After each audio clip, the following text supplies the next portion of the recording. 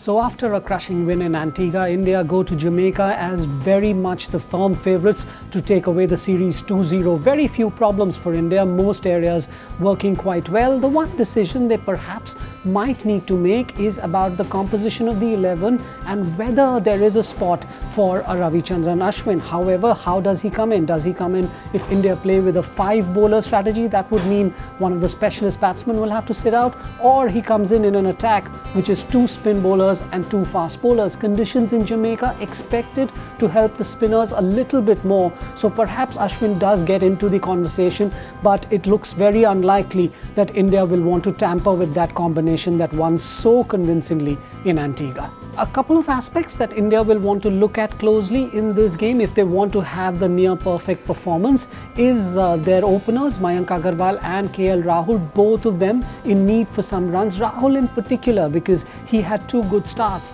in that game in Antigua but faltered on both occasions. Agarwal still making his way into the team, so he will want a solid performance to come through. Also Rishabh Pant, while he's been anointed really as the #1 choice as India's premier wicketkeeper batsman, he must remember that there is a player called Wriddhiman Saha sitting on the outside, loads of experience, very good glovesman as well, and has come back after injury. So those 2 areas perhaps also for the Indian management to look at.